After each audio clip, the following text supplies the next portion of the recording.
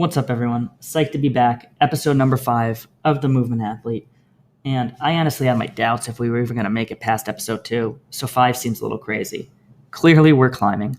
Today, what we're doing is referred to as our Q&A or mailbag sessions. This podcast is for you guys, so what better way to make it about you guys than answer your actual questions? We got some good ones, a lot of stupid ones, and I'm going to stop introing and get into it. Episode 5, let's go. Actually, we'll be interviewing as a team. You are the best movers on the planet. So, bro, what kind of muscles you have? No. Bro, what kind of patterns you have? We're here to fuck shit up.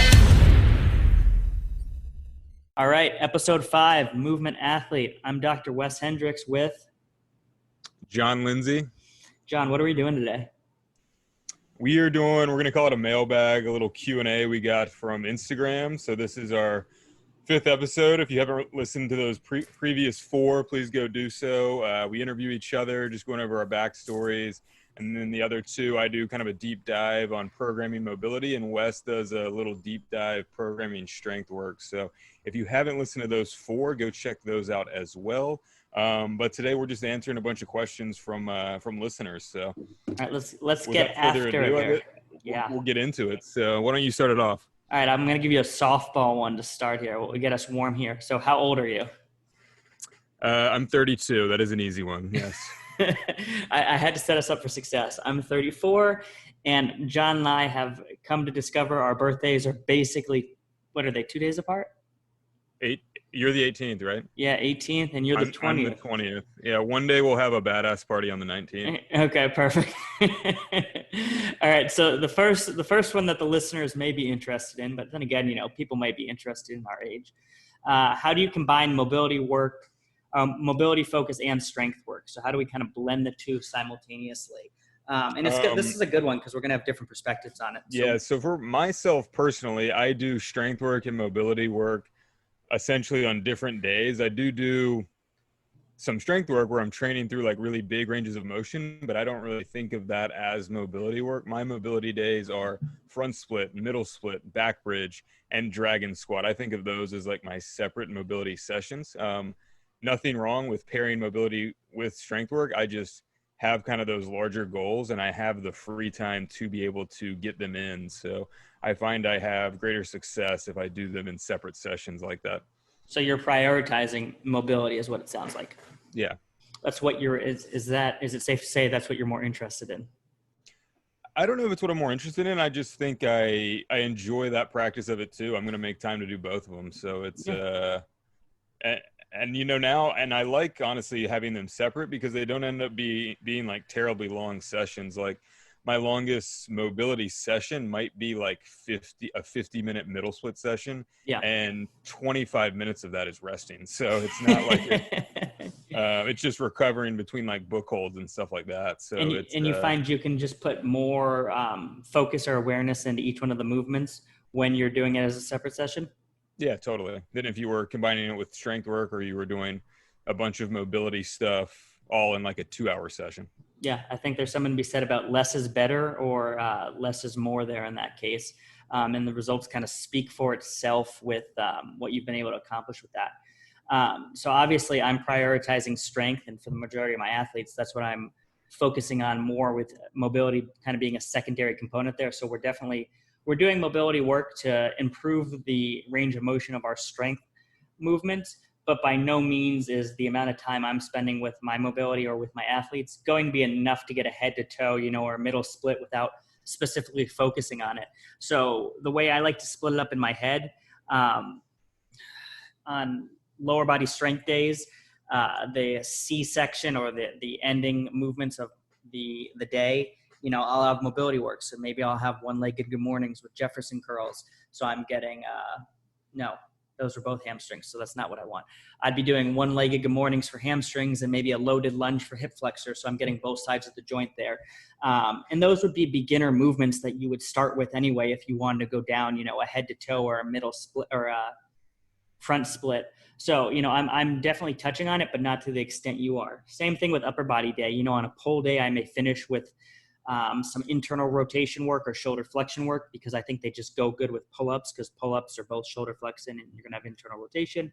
On a push day, I may finish with some external rotation work, because we want to be focusing on external rotation in the handstand push-up. So it just fits there nicely. There's no right or wrong, but my OCD, just those things seem to go together.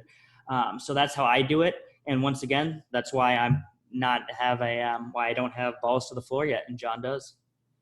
No, that makes total, and that's how I used to train, and it definitely sets you up really nicely. So if down the road you want to kind of take it to the next level, you're not starting from scratch. You get a really good base. So I'm a big fan of that as well. And a lot of times when I just program mobility work for folks, but they will send me their strength work, and I'll look and be like, okay, you're a little more crunched for time. How do we get this in on that day? Yeah, kind of the best bang for your buck. And it's very similar to how you just described. Perfect. I love hearing that I'm doing something right. It makes me feel better about myself. Best client success story. What do you have?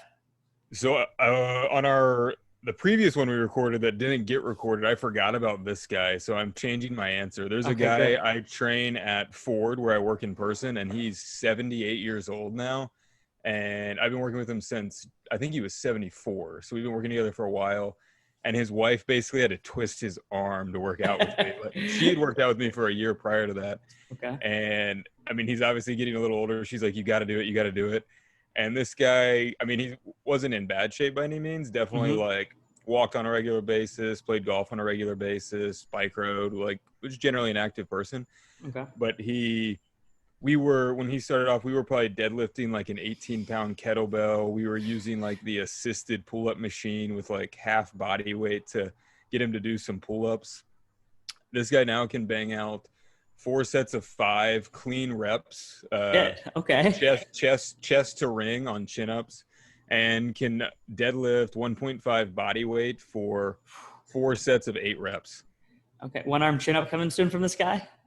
So he's seen me. The funny thing is, like, what's helped him get a lot of progress is he's seen me doing stuff, like on the rings and things, and he's been like, "Oh, how do I do that?" So we now incorporate like mixed grip chins and stuff like that. So he's in fabulous shape, and he's like the ideal client, like very gung ho about getting better and better. So went from his wife twisting his arm to work out to like never missing a session. That's awesome. So for me, it would be, I have a client, he referred his mother to do remote programming with me. She was not working out. She was pretty out of shape to begin with. She was having serious lower back pain, couldn't walk more than 4 minutes. When we did our initial intake call, I explained the process to her of sending videos to me on a regular basis, checking in with me. And she immediately was like, I don't want to send videos. I don't know how to send videos. And I'm just like, okay, you don't work out already. You have no experience with it. I can't really give you any sort of visual feedback. I don't know how this is going to work, but we can give it them. And I was honest with her. I told her that too. It's not like I was thinking this in my head. I was very straightforward with her, but I said, we can give it a month, see how it goes. And kind of in my head, I'm thinking this is not going to be successful. This is going to be a 1-month client and she's going to be done. She's on month 5 or 6 now. She walks 35 minutes with no lower back pain whatsoever. She's been consistent with the routine. She feels better. She's developing more confidence in herself. She checks in with me on a daily basis. And I'm just shocked because, the standard model I have and the people I work with, she did not fit the mold at all. And she's having great success. The people that want 1-arm chin-ups, handstand push-ups, that's fun. But being able to really change someone's life like that is way better. So yeah, I would say she's the most successful client I've had so far. That's awesome. What do you next want to one, jump to? Ideas. I'm just going to keep going down the list. Ideas to build strength and endurance in an arch foot position. I cramp up a lot. So my first go-to for anything foot is just start exposing your foot to the ground more. Like if you're someone who spends a lot of time in a shoe, just start spending less time in a shoe. I mean, try to do sessions barefoot if you feel like your feet can handle it. At the very least, go to a local park and walk around in the grass barefoot for a few minutes. Start there if you can. What do we recommend for shoes? I know you've got a go-to one. What is it? I'd say go barefoot if you can. If you can handle it working out, go barefoot. But if you need a shoe, I like Fiyu's But there's something weird about them. I think they've like sold the company or something. So I always buy them from tigerclaw.com because they're like Okay. $25 and they're branded with Tiger Claw. And from what I've been told, they do have a wider toe box than like if you went to Fiyu's website. So Fiyu's from tigerclaw.com. Man, this is getting Um, confusing. And what about is what are the Earth Runner? Is it Earth Runners? Earth Runners are the sandals, definitely. They're a Okay. barefoot sandal.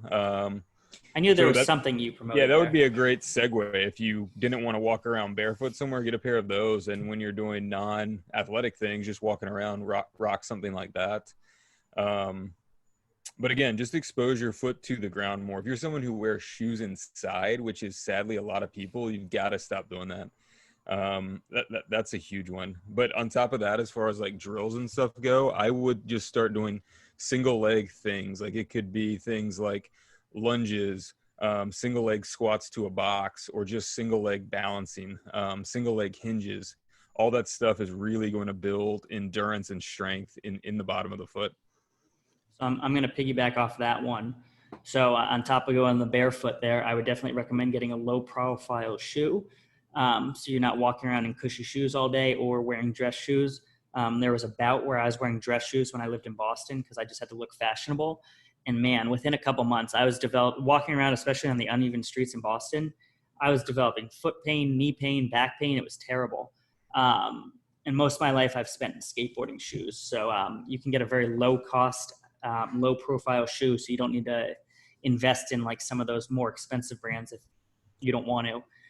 So definitely the shoes. And then going off of John's single leg advice, one thing I used to recommend a lot to patients in practice, if you were having hip pain, knee issues, plantar fasciitis, I would have them brush their teeth in the morning standing on one foot, and alternate which hand and which foot, play around with it. And then when they got really good at that, I'd have them do it with their eyes closed.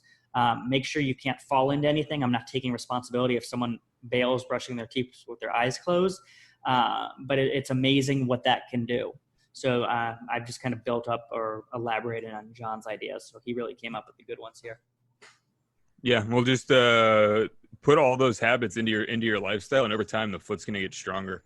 Absolutely. No real exercises needed. Just change the lifestyle a little bit, and you'll make a lot of good changes. You'll have that six pack, that photo of the foot with the six pack eventually. Yeah.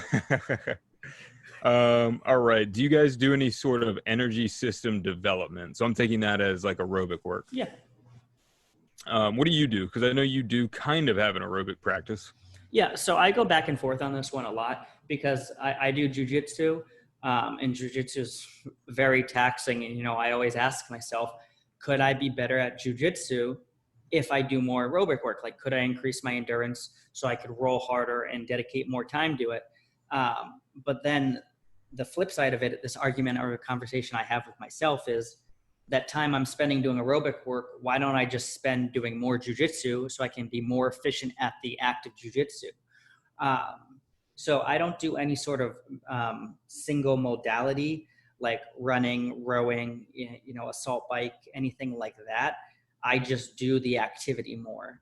And I prefer that. And I think, if I'm going to spend time to do it, I'm going to just spend more time at the activity as opposed to doing vice versa. And it's a lot of energy expenditure. So I don't want to spend any more time on top of that. Yeah. And at some point you just run out of time in the day. Well, that's the other thing too, So I go in spurts where sometimes I'll on average run 1 week in that now, but in general, I don't do much aerobic work. I work a job where I'm on my feet the majority of the day, kind of at this slightly elevated heart rate level.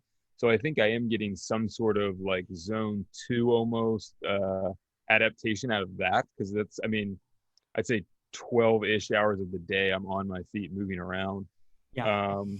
And then also on the weekends, I'm usually out and about, whether playing tennis with my wife, we're out paddleboarding, we're out at the beach, like skimboarding, something like that. Like I am doing active stuff, just not a lot of structured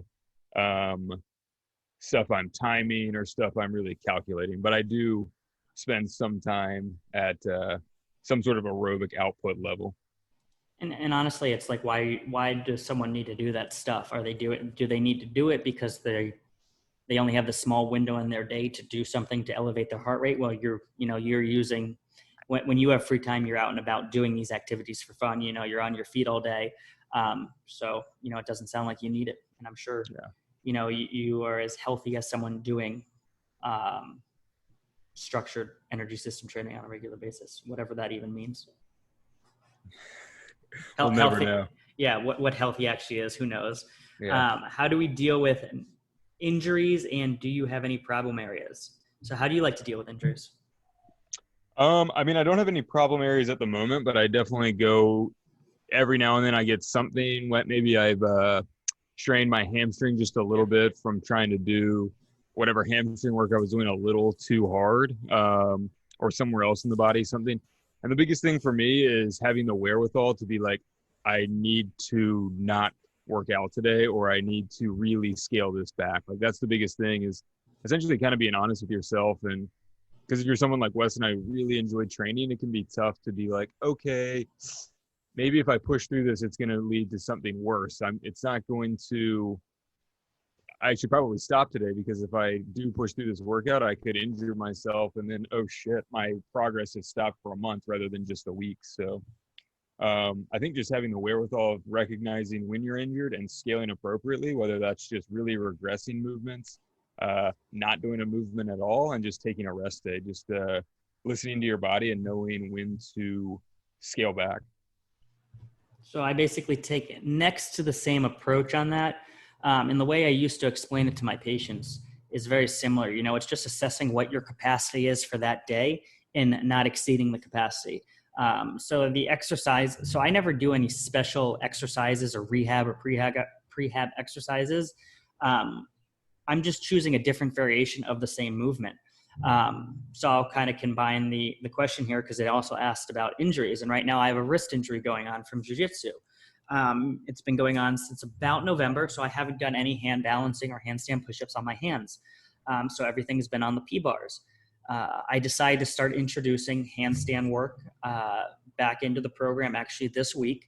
So the way I've started to introduce it, I just didn't jump back into my hand balancing routine of, 45 seconds by 5 sets or whatever it is. I regressed the movement. So I did 10-second holds, and I placed a small weight plate under the heel of my injured hand to reduce some of the wrist extension requirements a little. So that's the max of my capacity right now, because if I tried to jump back into what I was previously doing, my wrist would be fucked tomorrow. It would be it would be a ton of pain, most likely. So it's just choosing an appropriate exercise based upon wherever your current level is at, and that's going to apply stress. You're going to adapt, and over time, you're going to get stronger. And really, it's just a matter of not being stupid or doing too much too soon in the process. That's really how I approach or manage injuries. And I think we have a couple other questions in there on injuries that we'll probably touch upon in this. And I think a couple of my clients threw it in there because I think they think I like to work through injuries more, but it's kind of that approach that I just broke down right there. So what were you doing any, or are you still currently doing any wrist like rehab work while, I know you're not on your hands, you're on the P-bars, but are you doing any, what sort of wrist rehab were you doing? So outside of just the general wrist routine that you and I have used for warming up our wrists for years, I didn't do anything specific or anything, like added in any wrist strengthening because, there was an injury to the joint. It just needed time to heal, and no loading or no extra exercises or special exercises, in my opinion, at that point in time, were going to do any good outside of natural healing time. And now that I feel like it's at a point where it can be stressed, I'm stressing it to its minimum capacity right now and allowing it to adapt. That's awesome. All right. So what do we have next? Where do you want to jump to here now? Advice for someone struggling with ankle mobility. All right. Advice. So kind of like when I was talking about earlier, when I was talking for mobility, I talked about loaded lunge and hamstring stretch or the one-legged good mornings. I like to address both sides of the joint. So for ankle mobility, A simple superset for the ankle would be tibialis raises, which is going to stress the front of the joint. So your tibialis anterior, it's going to pull your toes closer to your shin. You need that for more ankle dorsiflexion. And I would superset that exercise with, believe it or not, seated calf raises if you have access to a seated calf machine in a gym. And I choose that movement because there's a lot of really good ankle mobility exercises out there. John and I have both posted about them. But the issue with them, there's a lot of small intricacies in the amount of detail that requires to get it just right. And a lot of the times when people are doing ankle mobility work, I've found in my experience that they compensate with hip extension, or their hip extension is taking away from actually pushing that knee over the toe. So the seated calf raise, you're literally sitting there, you have weight on your knees, it's pushing your heels below your toes, and you're getting an amazing Achilles stretch, and you're strengthening your calves. And most people probably could use bigger calves. So it's definitely kind of a self-correcting, we could say, exercise where we're going to work on ankle mobility at the same time. So I like those two. Yeah, I love the way you describe that, because I really like the fisherman's calf stretch. Oh, with the absolutely. kettlebell. It's phenomenal. But the setup for it, I think, requires like at least a solid baseline of ankle dorsiflexion. If you don't have that, you're never going to really get that leverage. So starting with some of the stuff you described would be fantastic. Yeah. And also keep in mind with ankle mobility, that's probably the number one thing that, it's extremely hard to make progress in, and it's extremely discouraging because it's like millimeters of progress, if that. Yeah. It's a long journey. All right. Can you talk about maintaining skills once you learn them? Will you lose the skill? So I'm assuming if you've trained for a skill, you've got it, and now you're like, okay, I want to train for other things. Am I going to lose that skill that I was training for previously? So I like that one because that's a topic that comes up a lot of times. People like to frame it as FOMO, maybe. Yeah. Or we're losing gains to get gains somewhere else. Let's talk about let's use you for an example, your head to toe. When was the last time you trained head to toe? Oh man, strictly for that, it's been probably over a year. And how much time did you put? Easily been a year, yeah. Like I remember when we went to a seminar one time, I woke up at like 6 a.m. on the couch, and you're in the living room bouncing out 100 reps of head to toe. So you put in a lot of time when you first did it. And now you could probably within, if not cold, I'm guessing you could get to head to toe pretty easily. I can get, when I mess around with it sometimes as a quick warm up for front splits to get the hamstrings warm. And I can get fist, my toe, fist, head, usually almost no problem. So if I did it for an extended period of time, I could probably get there pretty close. So, you've done nothing outside of all the work you put in previously. And it's the same thing with like hand balancing. And I'm going to make a point here in a second. Hand balancing, like think about how much, hand balancing we had to do in the beginning and how little we do now once we've had the skill.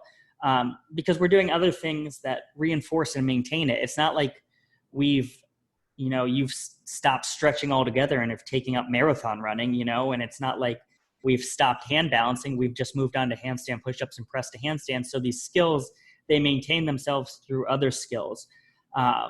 So most of the time, unless it's a very, very specific skill, a lot of the movements tend to, and this is maybe a little bit of an overgeneralization, but a lot of the movements, for the most part, with exercising, we're going to say, complement each other. So you may not ever be as good at the skill, in my opinion, when you were specifically specializing on it, kind of like John alluded to with his head to toe. It would take him, a couple of weeks to get back to it. But he didn't lose it completely, or he's not starting back at ground zero because he's developed a baseline for it. So that's kind of my take on these things. Yeah, I mean, if you're kind of in this space, it's not like you're going to go from hand balancing 5 days a week to bodybuilding 5 days a week. Yeah. And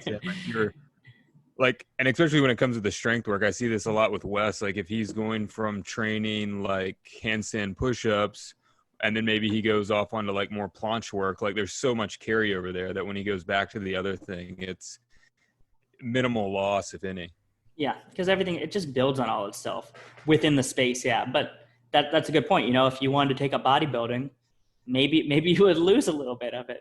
But even I've seen people in the space, get bored of it, that we follow on social media. And they take a bodybuilding and they still have, press to handstand after not touching it for a year. It may be sloppy, but it's the capacity has been developed and the work's been put in. That's true. Yeah, with a lot of this stuff, there's so much work that has to go in. Like that muscle memory is going to stick around for quite a while because you really did create this insane amount of body-mind connection, this insane amount of muscle engagement and tendon strength and ligament strength and all that stuff that goes into it. So it's going to stick with you for a while for sure.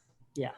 I think we answered that one thoroughly. It was a good question though, and I'm glad someone brought it up. That is a good question. Yeah. I mean, that's something I like if I get a new program from you or something and I was kind of getting okay at something and you're like, oh, you took that out. Yeah. Oh shit. But I didn't think about it. And you get into the program and you're like, okay, I can see where this connects to that. And this is going to have carry over to that. So people have that reaction all the time when I do that. All right. Where do we want to jump to now? I don't even know what page you're on. Let's do a couple more. Okay. Yeah. I'm on what do you disagree with? What do you and Wes disagree with? Okay, we're on that one. About. Sorry, that was a weirdly written question. Disagree about. So and the only thing we chatted about this earlier. The only thing I could think of was Wes. I think tends to consume more carbs than I do, and I don't know if I disagree with him at all. But that's just something I think we do differently when it comes to because John likes carbs too. I think I do like carbs too, but I find I work better without a lot of them. So yeah. That's the closest thing to a disagreement I can come up with. Yeah, and I would second that one too. And that just, if that just shows how widely variable everyone can respond to nutrition too.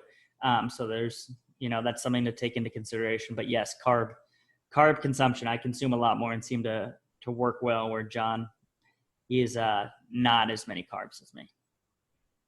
I like the fattier foods, just the taste too. So that's a personal preference thing for sure. All right. What are some short-term goals you'd like to achieve in your careers next 6 to 12 months? You got it. Are we finally going to get you to go 100% remote and lose the day job? That'd be so tough to do. I really enjoy it. Well, you love it. You actually love it though. It's a great job, great setup. I'm treated really well. So it'd be tough to do that. But I would like to have the confidence to feel like I could for sure, continue to just grow my online business and figure out what more I don't have any specific goals, but just figure out more what people want to see out there and create those programs, get programs that are just all around better and, for lack of a better phrase, sell better and that's important. Continue to increase my own knowledge on this subject and share it with you guys. Yeah. I would probably be about the same there. I want to be able to reach more people so I can help more people through mainly the I don't want to call it a generic program, but I guess it is a generic program because it's not individualized programming. Because I have a generic program on the True Coach app that you can follow. I want to be able to grow this basically so we can just reach more people and help more people. And it sounds kind of selfish, but promote ourselves. And I think a lot of trainers and coaches and healthcare providers that are listening to this need to understand some of the most successful, not successful, some of the smartest trainers and healthcare providers I know are broke as fuck because they can't promote themselves. Maybe that's a little extreme there, but that's just as important as being knowledgeable, because if you have all this knowledge but you can't reach anybody, or if you don't have an audience, it's no good. So it's unfortunate, but being able to reach people is extremely important. So I think John and I both want to be able to reach more people so we can help more people. Yeah, totally. It's because it's still, what we do is definitely getting more and more popular, but it's still when people think of fitness, they definitely don't think of any stuff that wins. So no, definitely not. If you any average gym and there was 100 people in there, maybe you'd see 1 or 2 people doing something somewhat sort of kind of like what we do. But, I feel like it's like CrossFit rare, 15 years ago. Yeah, and I forget that all the time because the only people I follow, my main interaction with, aside from my day job, is following people on social media, and I mostly follow people that do very similar things to we do. So I forget that sometimes, but it's definitely discipline. I don't know what our discipline is, but it's a discipline I want to get more popular. And like Wes said, just reach more people with it. Awesome. All right. So we want to talk about why I'm a dick. Somebody asked, why am I a dick? Where does the dickish coach attitude come from? So it's definitely not me. No, John's pretty nice. I think I want people taking more ownership for themselves. And it really started when I was treating people, because I wasn't going to fix somebody. I was going to give people the tools to fix themselves, more or less. So I wanted people to take ownership of their health. And that's really why I don't practice anymore, because I got sick of caring about people's health more than they cared about it. So the same thing is going to be when I'm training someone. I want you taking ownership for what I'm telling you, and I want you to think about it. And I'm not going to spoon feed you the answers. So if I give you feedback or you have a question for me, I want you to think, and I want you to be a little nervous. Like, is this a stupid question? Is he going to call me an idiot? Is he going to post it on his social media and make me feel really stupid? I just want people thinking, because I don't think people think enough before they ask questions. You definitely learn. You learn faster that way too. That's going to leave an impression on someone, and they're going to, whatever that question was, they're never going to forget that again. So no, and it sets the chances of them questioning something related to that again is going to be pretty rare. So yeah, it sets the tone early, I feel like. If it's like an easy cue you're giving or something, the next time they go do that drill and they need that cue, it's going to be so reinforced that it's it sets the tone. They know what they're getting into. And actually, believe it or not, I've never had a complaint on my what some people would call bedside manner, which is kind of surprising. People actually seem to appreciate it. I don't know why, but people like it. It's more genuine or honest, I guess, as opposed to like the cheerleader coach. Nice. Well, maybe they're just fucking with you then, and they're just asking these ridiculous questions to get a rise out of you. Just to see like how rude I can actually be. They're doing it for the comic relief. It's going to be provided on your Instagram story. Hey, whatever. It works for me, because then I'm reaching more people. I like this one. Who do you look up to and follow, John? That changes all the time. I mean, you're definitely someone I've looked up to for a while. Like, you were one of the first people you were the first person who was doing like the hand balancing, the kind of Ido Portal strength work, mobility stuff. And you showed it to me. So, and I'm always still jealous of your strength gain. So you're definitely someone. Other people, a mobility coach I've had in the past, Joachim Hilderson, is someone I really look up to. The amount of attention to detail he puts into his mobility work is crazy. He's helped me make monster gains with front splits and middle splits. So those two come to mind right off the bat. Why don't you give one or two, and I'll keep thinking about it. So I would definitely say I've still been jealous on your mobility gain. So I can kind of, what you're feeling on my strength, I feel the same on your mobility. So I feel you. And then the main one for me that I've worked with for probably on and off the last two plus years is Devin Kelly.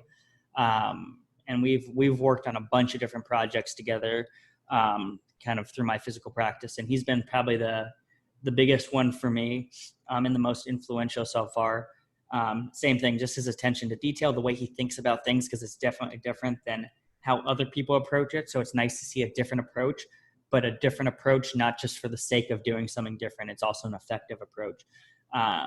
So it's just refreshing to see it done that way too. And his attention to detail with coaching is the same. And I try to emulate that with my athletes as well. So it's been influential in working with my clients, not just in my own practice. I think those are two big ones. We don't need to overwhelm people with 1 million. Cool. Well, that was a little over 30 minutes. You want to wrap it up, and we'll let's call this the rest for next week. Yeah, we'll call this part 1, and we'll finish up the what are we calling these episodes? Mail or Q&A. Q&A, mailbag. We'll do part 2 next week, because we still have a ton of good questions. I think I'll finish it or end it with, I think we need to start prompting people to give us reviews, because we already said we need to get in front of more people. So if you guys like the podcast, have been listening to it, by all means, give us a review. I'm pretty sure it's really helpful. If it's a positive 5-star review, Can you only do that on the podcast app, or because I don't think you can do it on Spotify, but I could be wrong. I have no idea. Not a clue. I think it's just the podcast app. So whatever app you as well. Whatever app you can give us a review on, please give us a positive review, guys. These questions were awesome, and we'll definitely do like at least one Q&A every month because they're definitely good. Yeah, and I'm sure we'll do some deep dive topics where it's basically just one question we're just kind of rambling on about for maybe 30, 45 minutes. So if anyone has any topics like that, just send a DM to myself or Wes on Instagram, and we'd love to get as much possible questions like that as possible. All right, perfect. We'll call it, and we'll talk soon, buddy. All right, sounds good. All right.